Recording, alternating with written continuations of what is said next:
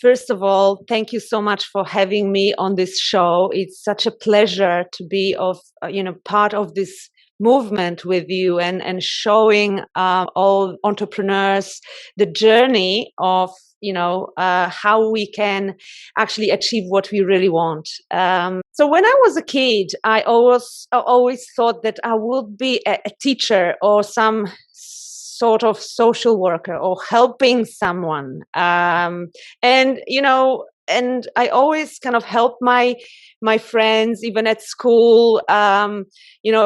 There were funny times when I was doing their homeworks or their exams and doing better for them and not me, because I had this kind of something in me that wanted to help others, and I knew that they can achieve their best potential if and just serving them and helping them. So that was kind of very early on in my youth.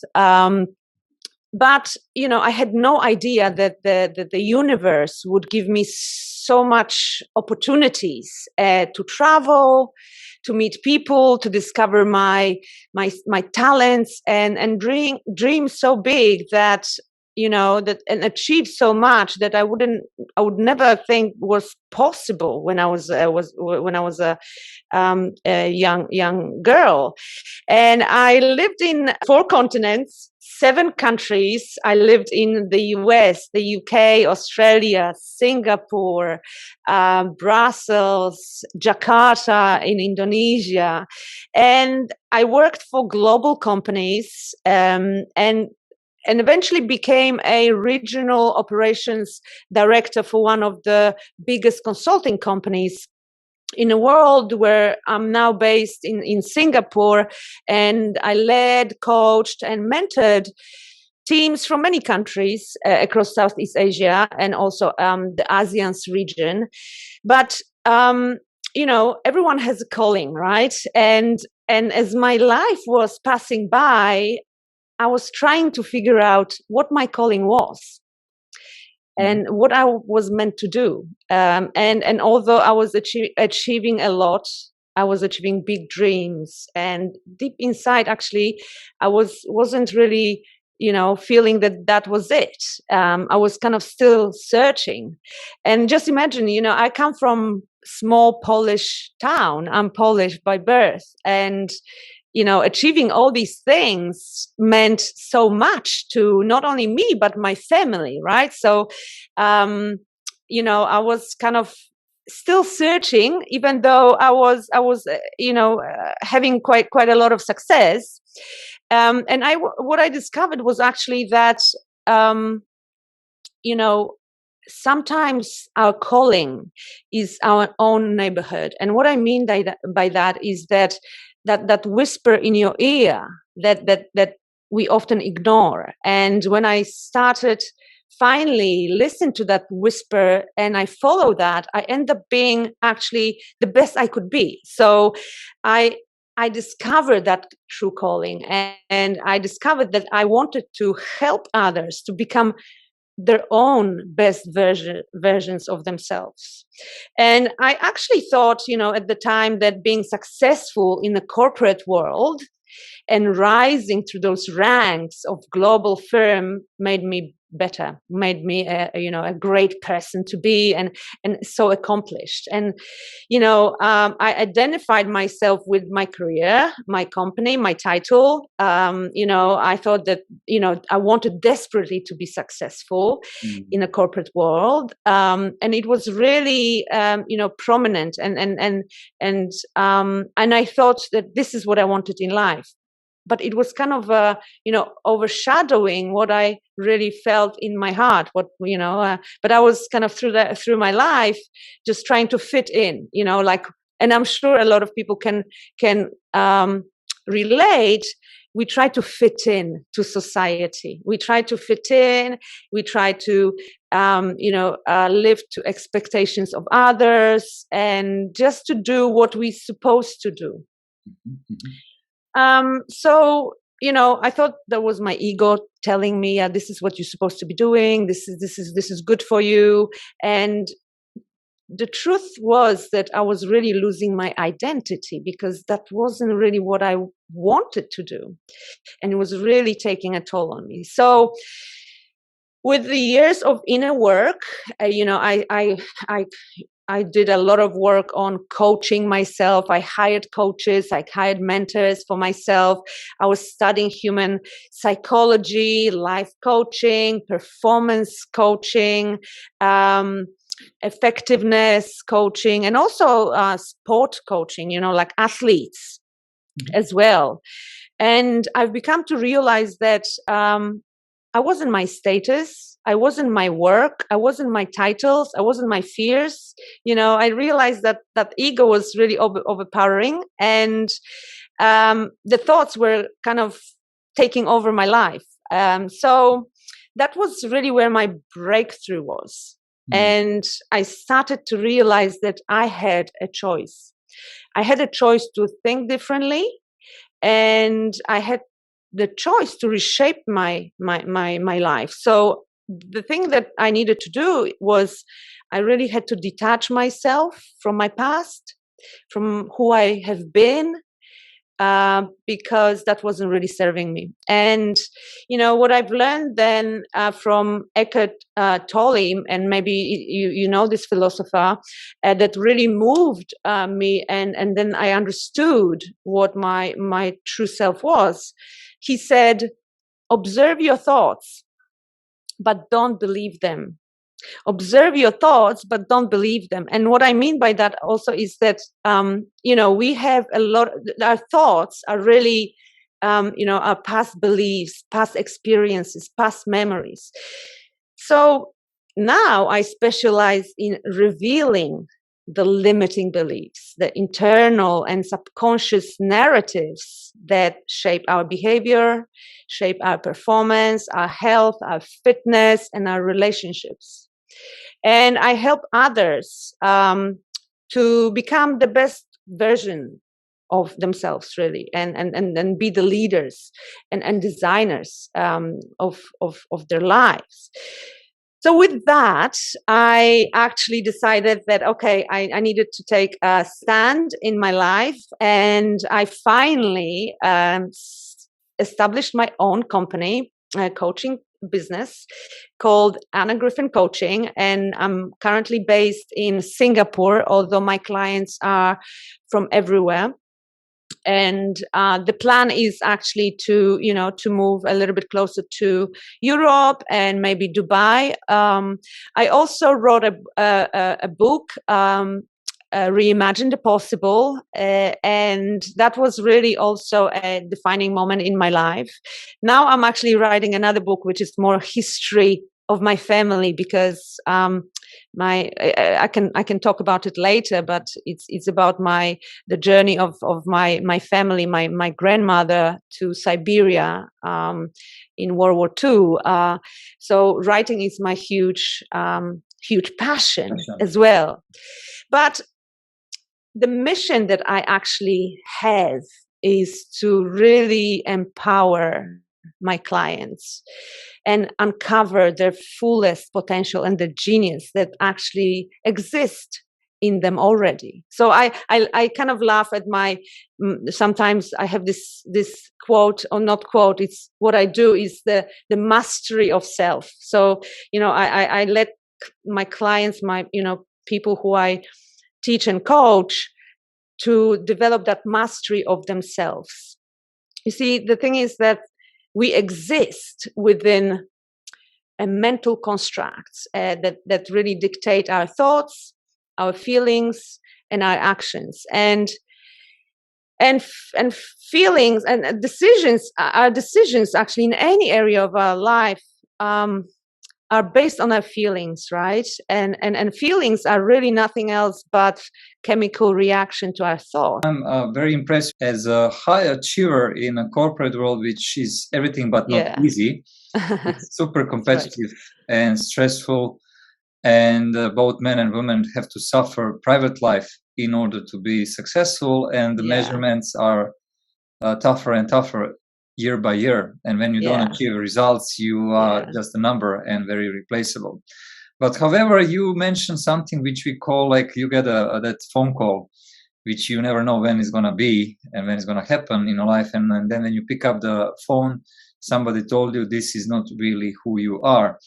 This is just one of your virtual identity, but there are so much more. And then people ignore that call, or for some time, or for some long time, or some short time. But at the beginning, I think we all ignored that call.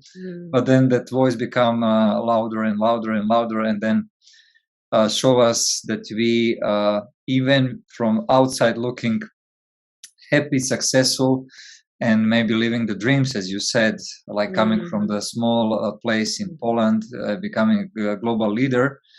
But under your skin, you felt that that's not the best version of you. What gives you power to accept that you can give up or listen information which are not serving you anymore, and accept something which is super unknown? It looks like a risk, and maybe from outside, from people who know you, it looks like a crazy movement to quit career in especially when you're very successful, give up of your security, give up of all these benefits you can have in society, in a modern society, if you follow the rules, and you break up those rules. So what was that something you mentioned? Maybe some people impacted your life. Yeah, so I think it's not about forgetting that something happened before, but realizing that what are the beliefs that are holding us back, and we stick with the corporate world kind of, or position that is giving us security and certainty, and people don't like being uncertain, and the kind of the uncertainty and taking risks is very hard, because we don't like, in general, as human beings, we don't like to be out of control, right? And any thought about uncertainty gives us that kind of, okay, I shouldn't be doing anything, because you can lose your salary or position. So in my case, I became successful, but really, and I love my team, and I love my work, and I really did like everything about my work, and made me who I am. But I knew that I was doing it for some type of a, perhaps, acceptance, feeling accepted by society, by maybe just proving something to myself, or or the people around me. So these are the kind of beliefs that we have, and we think that's who we have to be. The thing is that a lot of people, and majority of us, that's what we want to do, because we were brought up in those kind of, with those beliefs that, do this, do that, don't do this, don't do that, be like that. You should be a doctor, you should be, a CEO, CFO, or you should be a lawyer. That's who you're supposed to be, because our parents want the best for us, right? But not necessarily kind of that's what we want, but we follow that, and that's what we kind of become. And breaking that is to realize that these were just needs and wants of our parents, or whoever told us that. These were just facts that happened in the past, and now we can kind of liberate ourselves and break from those beliefs, saying, I don't want that anymore. Or my true calling is to serve people, or to be whatever, to be a yoga teacher, or or sell something, so just trying to understand that you are a construct of your of kind of your we exist in that mental construct that dictates what we do. And that kind of sometimes, you know, the suffering that we have becomes a byproduct of these constraints. So, you know, I try to get people outside of you know, the world that they have been always been living in and known, because that's what, you know, that's what we're going to continue doing if we don't break that. So what I say always to, you know, to my clients is, yes, we have to get out of that familiarity zone, that comfort zone. You know, everyone knows the comfort zone, right? But we kind of do something once, twice, and we go back to the same habits. But you really have to operate with faith and believe that, you know, the certainty is out there. And also what I say to my clients is, make decisions from the place of who you want to become, not who you are right now, because your current state of thinking and current level of thinking, current level of being is creating the same results, right? So for me, for example, I could have continued with my work, and I could have, you know, maybe be even higher and higher, right? That would require a lot of sacrifices from my side. And that wasn't the life I wanted and I was prepared to have, because it, you know, long hours and calls and, you know, taking calls in the middle of the night or early in the morning or late at night. What end, right? Then you ask yourself for what end? So I knew that, you know, a few years ago, I was still operating from the same kind of level of thinking that I had, you know, the kind of the limitations that I had in my head, my old beliefs. But when I realized that they don't define me anymore, this is not who I am, I started to making decision, okay, from who I wanted to become and what I wanted to have. And that made a huge difference, because you actually almost creating your future from the present, you know. So, you know, so you're thinking, okay, I want to be entrepreneurs, I want to travel, you know, or something. So you're starting to make decisions from that place. What does it take to become that person? Or, you know, if you were that person now, what would you do? What you offer to those people, and that something they can find as a stable point of starting making change. Yeah.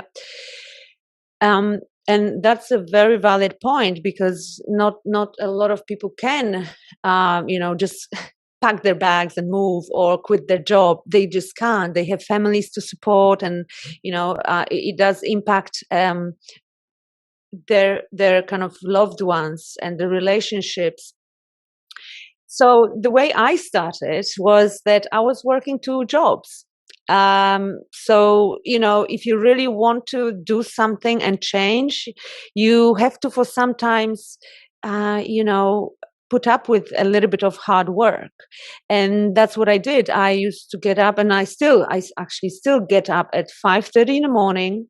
I work on my business. I do 9 to 5 for the corporate job that I still have, and then work after 5 is my coaching life. So for some time, people have to, well, that's what I would recommend if they're really passionate about it and they want to make a switch, is that's what it requires, because entrepreneurship, it requires hard work. It's not easy. People think, oh, we can get, you know, millionaires overnight, right? It doesn't happen like that. And I'm sure, you know, how, you know, it is, you know, we're doing this on Saturday, for example, right? We like, I worked every Saturday and Sunday, and, you know, and it was, and unfortunately, I have a very understanding partner who really encourages me to do that, and is very supportive, and which makes huge difference. So I think, you know, making the environment for you to thrive in that kind of a way of you know, doing things for a little bit, and there is a point where then you start making money from your side hustle, as we say. And but another thing I want to mention is which is the the environment that you kind of in. If you are in the wrong environment, and I call it, if you're in the wrong room, you won't grow, right? So expose yourself to people who are even better than you, so you aspire to them and be like them, right? So I started to sign up for a lot of coaching courses, or be with entrepreneurs who are actually 7-8 figure entrepreneurs, because I wanted to learn, what do they do? And they do exactly that.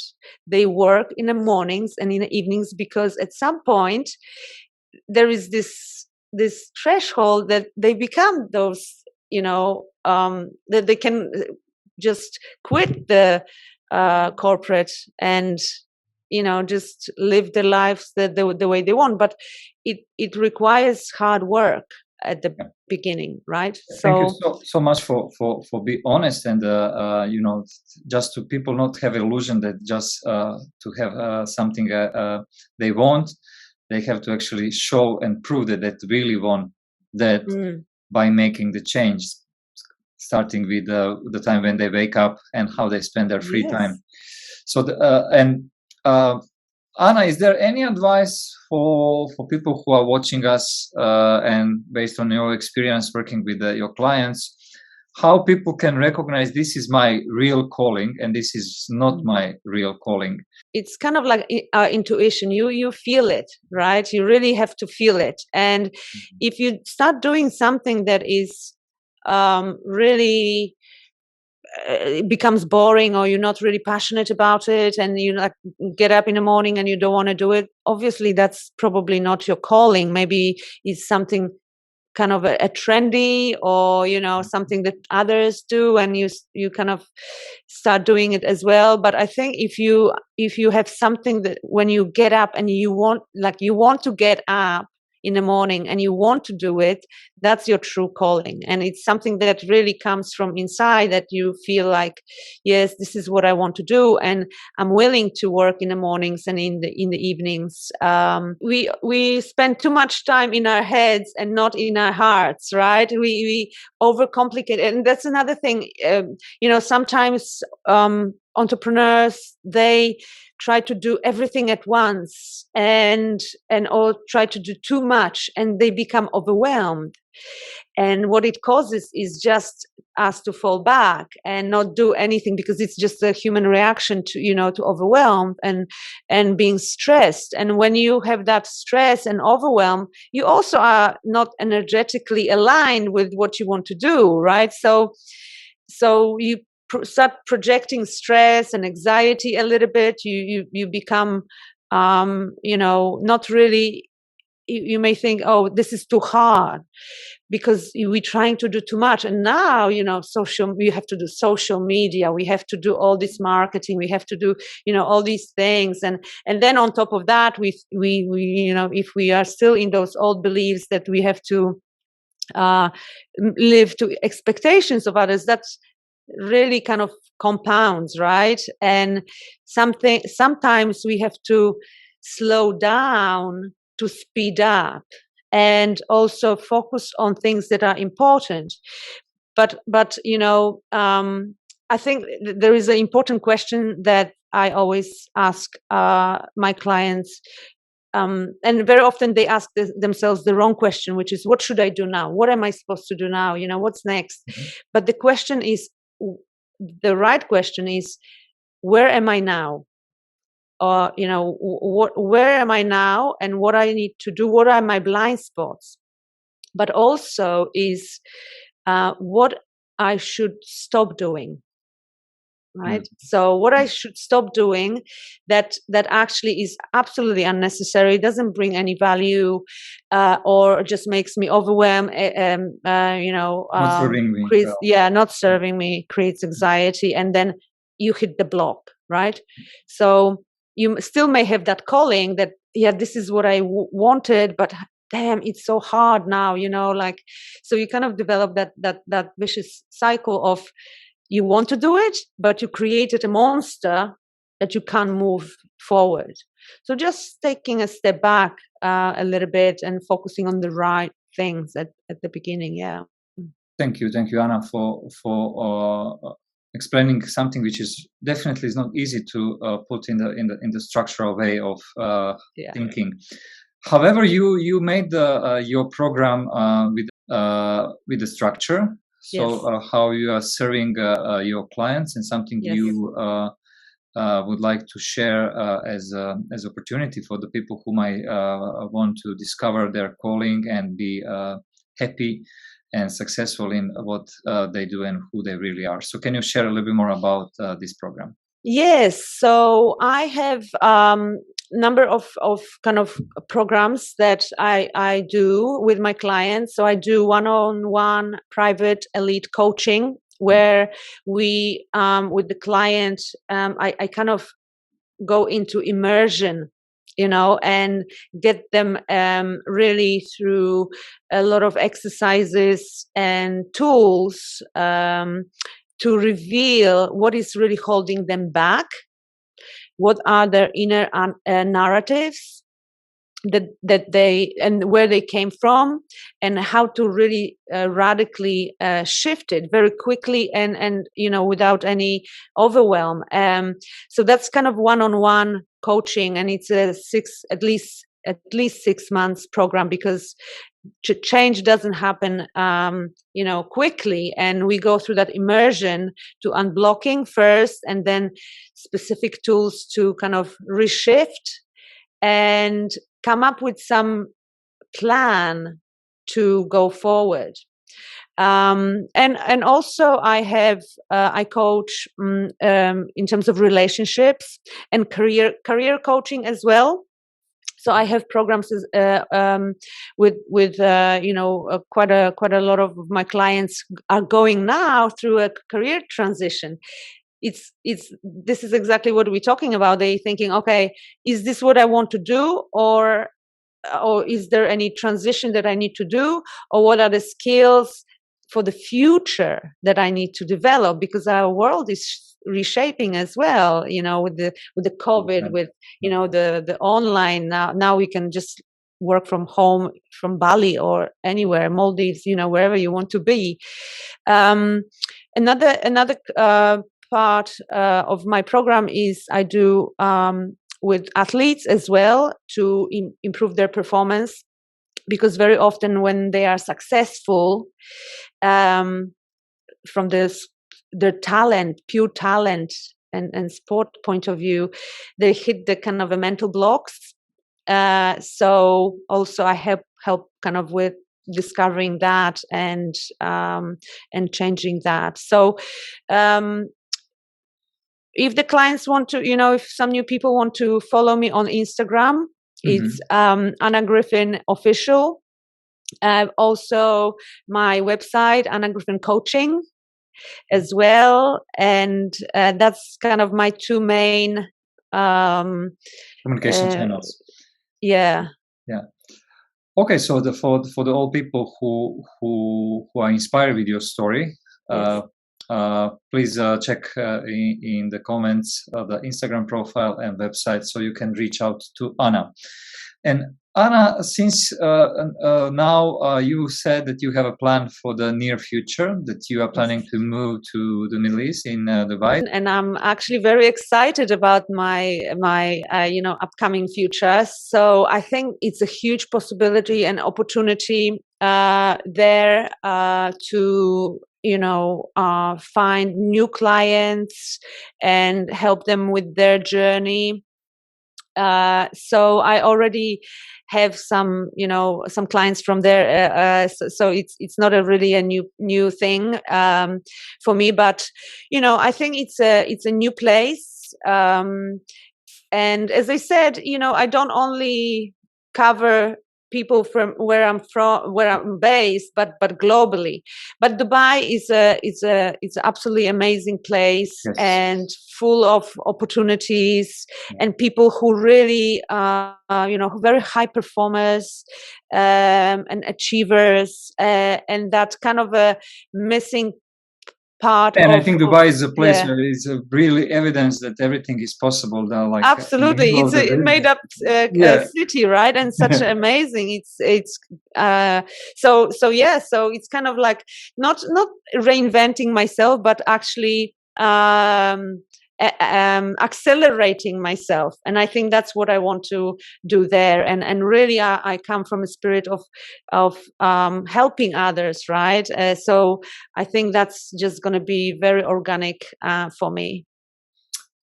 That's amazing. Anna, thank you so much for sharing the parts of your journey. I mean, you wrote one book, now we are writing, but I think you can write more from experience you have, and it's such a pleasure to have you. And I'm so grateful that we had this conversation. This is, by the way, one of my last interview for this series, interviews with Dad, and I'm super happy that we have this community where we can prove that some of us might listen that feeling instead of kind of mindset, which is not always serving us the best. Anna, thank you so much. It's all the best.